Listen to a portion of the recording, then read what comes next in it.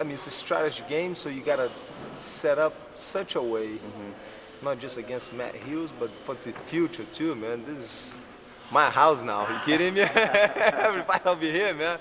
But it's I mean, it's trying to figure out what's the opponent gonna do and be able to counter with something. And the guys definitely helped me out over here with the stand-up. I mean, the grappling part, it's you gotta do it. Today's MMA, but back then was a style against a style. When I first started 13 years ago, I'm getting old now.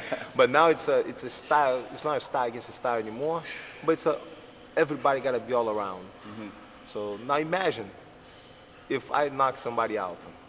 Oh man, that would be another page on the book of history. It will be. Just imagine that.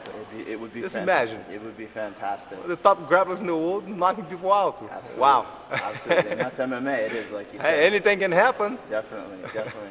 What you guys taught me over here this week was how to put power behind my punches. I mean, I feel much stronger hitting and kicking. Man, I've been recommending people to come over to you guys for a long time. Definitely happy that I came over. Definitely want to come back. So, very happy with it.